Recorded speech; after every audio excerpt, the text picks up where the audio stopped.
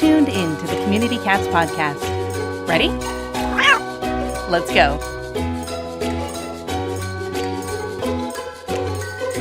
Welcome to the Community Cats Podcast. I am your host, Stacy LeBaron. I have been involved helping homeless cats for over 20 years with the Merrimack River Feline Rescue Society. The goal of this podcast is to expose you to amazing people who are improving the lives of cats. I hope these interviews will help you learn how you can turn your passion for cats into action. Today we are speaking with Rick DuCharme. Rick is the founder and CEO of First Coast No More Homeless Pets and has provided the vision for the organization throughout its history. Rick studied animal welfare issues for years before forming First Coast, and since forming the organization has become a nationally recognized expert in animal welfare issues.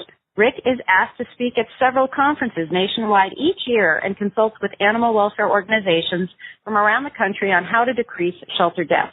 Before entering animal welfare, he worked in heavy construction equipment, trailer manufacturing, and distributing, working for 12 years with Landau Manufacturing and 3 years with Load King Trailers. Rick graduated from a business sales management course at Hamilton Business College in Mason City, Iowa. Rick, welcome to the show. Thank you, Stacy, and thanks for having me. How did you get involved with animal welfare and helping community cats?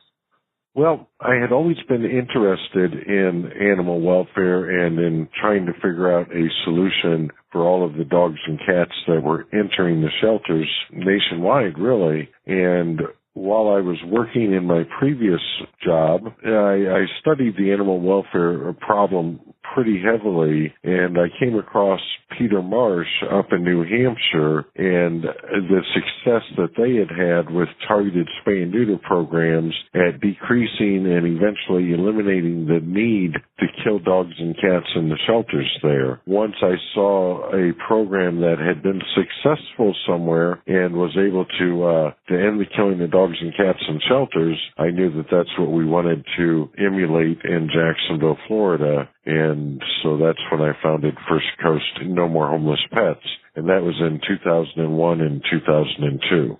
When you started back then, did you start with opening up an adoption center or a spay-neuter clinic? What were your first approaches to success? Our first focus was on targeted spay and neuter programs, especially those programs targeted at pets of low-income pet owners. And how we were able to do that was we received a contract from the city of Jacksonville. I had participated in the mayor's task force on animal care and control back in 2001 and really pushed the whole concept of targeted spay and neuter programs and targeted at populations that were at risk of ending up in shelters. And of course that includes pets of low-income pet owners, large dogs, breed-specific often like pit bull type programs, which now we really just focus on large dog sizes and geographic, and then of course feral or community cats. And the year after the mayor's task force completed its report, the city put out a request for proposals to run a targeted spay and neuter program, and that's when I put together First Coast No More Homeless Pets as a nonprofit corporation and submitted a proposal to run the targeted spay and neuter program for the city of Jacksonville. And we were awarded that contract, and we've worked with the city on a targeted spay and neuter program for either targeted at pets of low-income pet owners, and also every year we work with them on a community cat program that's targeted at community cats as well. And then over the years we've partnered with them on other programs like the Feral Freedom program, but we've been since 2002, the Spay Jacks, which is our low-income targeted program, has been very successful at decreasing the number of pets entering the shelters. So you've had very focused spay-neuter efforts going on since 2001. Just to give us a flavor of Jacksonville, Florida, sense of the population and what sort of intake numbers you've seen decreasing over the years as a result of all these different initiatives? Absolutely, and that is really the exciting part of our success here, and what really keeps me and most of our team, I think, coming to work every day is the fact that we have seen such great success, not only in Duval County, but in a lot of the surrounding communities as well. In Duval County, when we first started in 2001, 2002, the shelters were taking in over 33,000 dogs and cats, and over 23,000 of those were dying in the shelters every year. And those numbers were increasing annually. This past year, the intake numbers were down around 17,000, and the euthanasia last year was 781 dogs and cats that died in the shelters. And we really feel that those were all dogs and cats, that it was true euthanasia, where it was in the best interest of the pet to be euthanized. So we've had amazing success. Tremendous. It's very exciting, very exciting. Yeah, it's absolutely fabulous. And you made an interesting comment too about saying that not only does it impact the sort of target county, but you also get a sense of a little bit of a ripple effect in the surrounding counties too, maybe not as significantly impactful, but yet some impact is being felt in the surrounding counties? Well, our mission has always been to end the killing of dogs and cats in Duval County in the shelters, and then to do the same in the surrounding communities, and then to help communities all across the country to do the same. And so while we've always focused a majority of our programs on Duval County, we've also always had programs in Nassau, Clay, St. John's, and some of the other surrounding counties.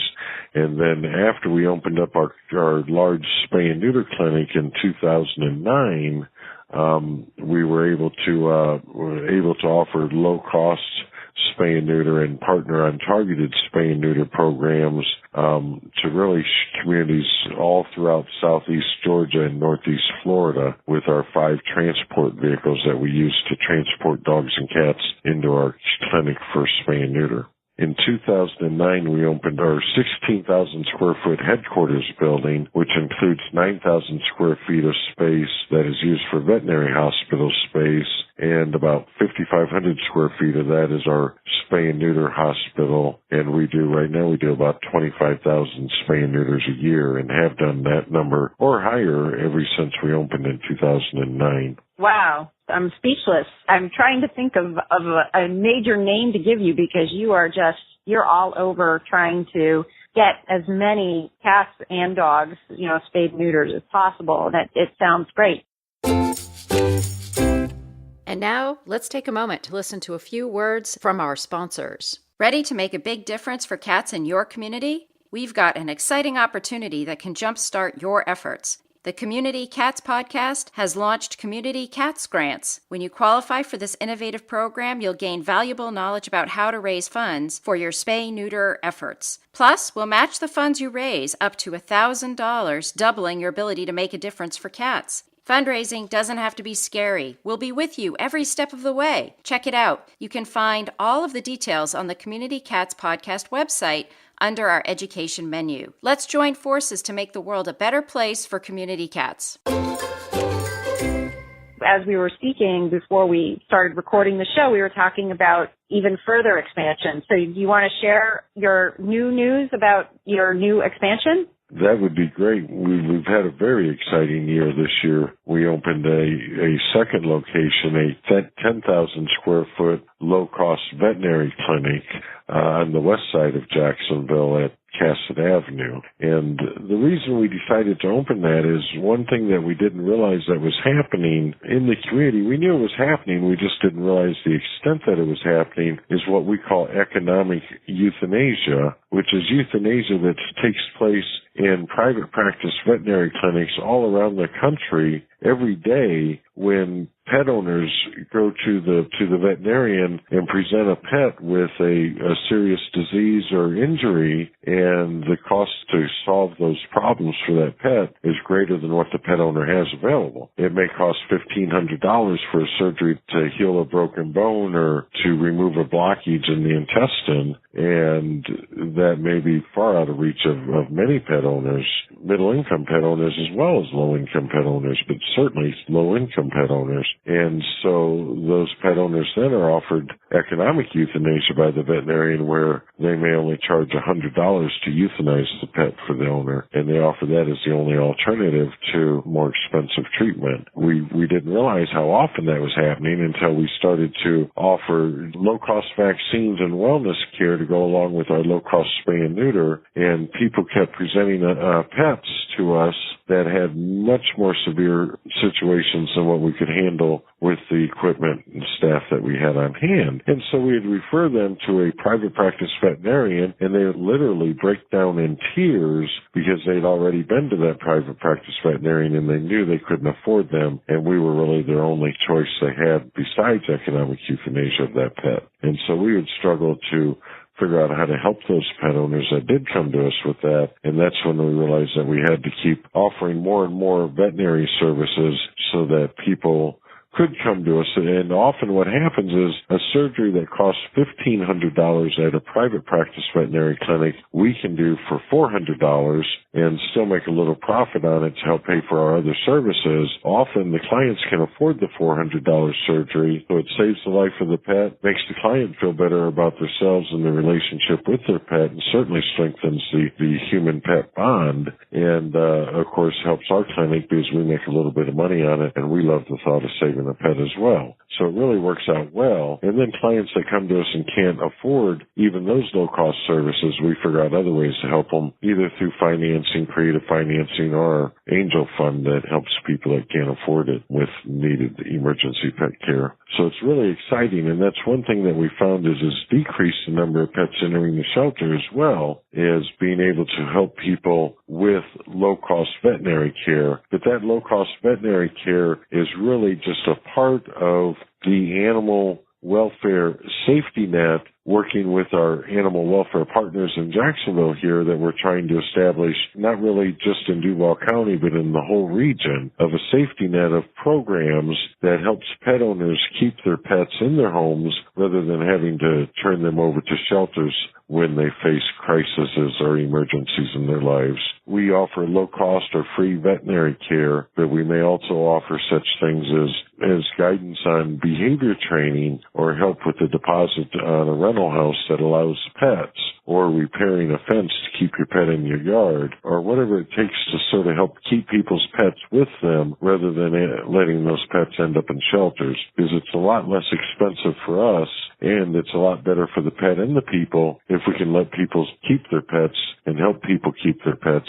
rather than just taking them into a shelter and spending all those resources and efforts to rehome them. That's excellent. And one term that I'm starting to hear more frequently is, rather than referring to wellness clinics, we're talking more community clinics, or talking about community medicine for the animals in the community. And I think Peter Marsh actually, at one point, he said 80% of the cats that come into adoption centers or to shelters come from the lowest 20% income bracket. So we need to support that lowest income group. And I've said oftentimes that cats are pets of the poor. So we need to be able to provide services other than just spay neuter for those cats, because we've done so much spay neuter, which is great, and we continue to do so to help support the cats in that community. But as they age, those cats are going to supportive care that oftentimes might be more expensive than a simple spay neuter procedure. So what you're modeling is basically providing systems that are going to support all levels of needs for community cats. Absolutely, absolutely.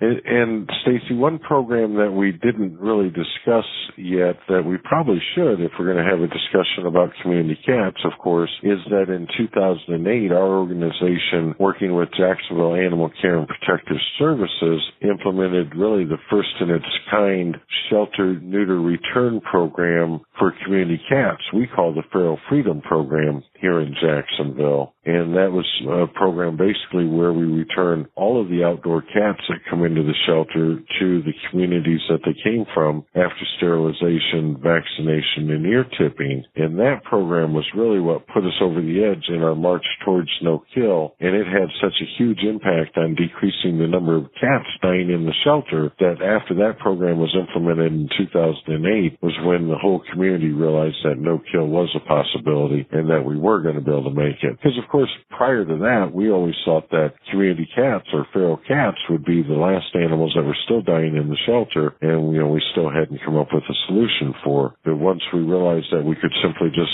sterilize them, vaccinate them, ear tip them, and return them to whence they come from, it just made all the difference in the world. It provides the shelter with an opportunity to do something more. It's a reactive response. TNR is a reactive response, but yet it's more proactive than the traditional of just, accepting a cat into the shelter, in a trap and then euthanizing it. That's not going to have the impact that a TNR cat is going to be. And so return to field is definitely a great way to relieve that extra pressure in any organization. I think that's excellent. Did the city of Jacksonville come up with the Feral Freedom idea, or did that come from your organization?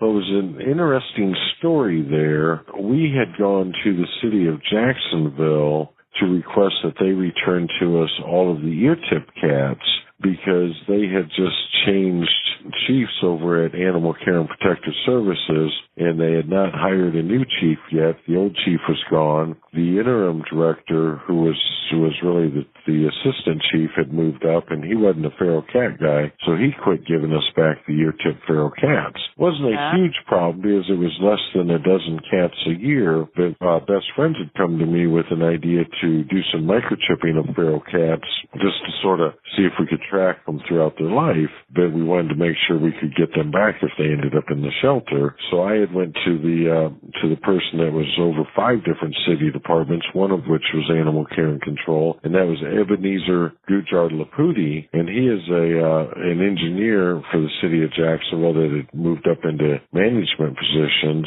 and I asked Ebenezer if we could have back the ear-tipped cats that came into the shelter because, we had already invested funds in them. And he said that he didn't know anything about ear-tipped cats or feral cats and that he was going to have to do some research and that we would get together for lunch and discuss after he did some research. And so he called me one day and said, "Hey, Rick, I've got my new feral cat policy ready. Would you like to meet for lunch and we'll take a look at it?" And so I met him for lunch downtown Jacksonville and sat down, and he already had a plate of food because it was a buffet. And so he pushed across the table a piece of paper to me, and it said on there that the city of Jacksonville's new feral cat policy was to turn over all feral cats that came into the city of Jacksonville to First Coast No More Homeless Pets for spay and neuter, ear tipping, and vaccination, and then to be returned to the location where they were trapped. And he says, "Well, when do you want to get this new thing started?" And I'm like, "Well, give me a chance to get some food here because I needed to buy some time to think about this because I knew that we were talking about 5,000 feral cats a year approximately, and each one was going to cost me, $50 or whatever to fix them, and then I had to figure out a way to return them to where they came from." But he was quite anxious to get it started, so I went through the buffet and got a plate of food and sat down, and I said, "Well, let's give me 45 days. I said, let's start it June 1st, I think is when I told him we were going to start it. He was like, "Well, we got to wait that long?" And I'm like, "Yeah, I've got to get my ducks in a row, so to speak." So I left the meeting and I called Best Friends Animal Society and told them about what had transpired, and they were gracious enough to help us out with a grant to help cover the first 3 years' expenses of the program to really get the program up and running. And it was a huge success. That first year we took in about 5,500 cats through that program, but this past year that number's down closer to around 2,400. So all of our efforts, I think, in spay and neuter, both through the Feral Freedom program and through the approximately 12,000 or so other feral cat surgeries that we do in our clinic every year, have really had an impact on the number of cats entering the shelters. That's a tremendous advocacy story, too. I mean, it just is through reaching out and communicating, you made an incredible thing happen between, basically 2 people helped really define a nationwide respected model. That's incredible. So thank you for sharing that story. That's great. So I'm going to ask you a very simple question. If you were walking down the street and you saw a stray cat, what would you do? What I did was quit my job and started a spay and neuter and TNR program and helped to work towards having a shelter system where we could feel confident that if we did find a stray cat walking down the street or a stray dog walking down the street, that we could pick that dog or cat up and take it to the shelter, and the best thing for that cat or dog would happen to it and not be euthanized just because there was too many of them. So if it was really a stray friendly cat that needed to get back to its home, to be honest with you, I'd probably just leave it where it's at, because the fact is that almost all cats have a better chance of getting back to their home if you just leave them where they're at rather than picking them up and hauling them off to the shelter somewhere. And if it was a feral cat, I'd probably get a trap and trap it. But to be honest with you, here in Jacksonville, if you see a feral cat out in the community, almost always it's already ear-tipped, which is a very cool thing. So the first thing I do, I guess, is look for an ear-tip.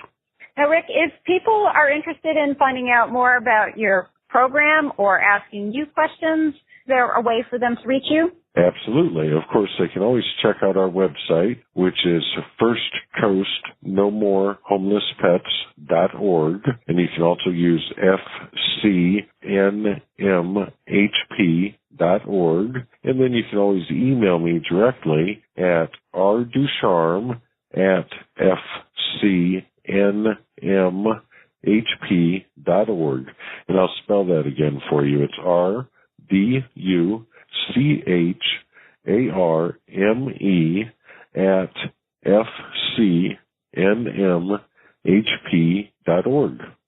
This has been a great conversation today, and I want to thank you so much. Are there any final thoughts that you'd like to share with our listeners? Well, maybe just one thing is that, one person can make a difference and go out and start an organization that can have an impact not just locally but nationwide. So get involved and do something, whether it's trap a few feral cats and bring them in for spay and neuter, or start an organization that turns into something that's a real force nationwide. Get involved and do something. Excellent. I couldn't agree with you more. I think we all have started out, because of a couple of cats here and there. Something just clicked with us and we said, okay, we can do more and make a difference. And I do hope that everyone out there with regards to community cats will be able to help any community cat that needs assistance, as well as getting the help for the own cats out there that are in the community too. So thank you, Rick, so much for being on the show. And I hope you're willing to be a guest in the future. Absolutely. I would love to come back anytime, Stacy. Thanks for listening to the Community Cats Podcast. If you could go to iTunes and review the show, we'd really appreciate it. When you do, take a screenshot of your review, go to communitycatspodcast.com/review and enter your information, and we'll send you a t-shirt. While you're there, don't forget to check out all the ways you can support the content you're passionate about. Thanks, everyone.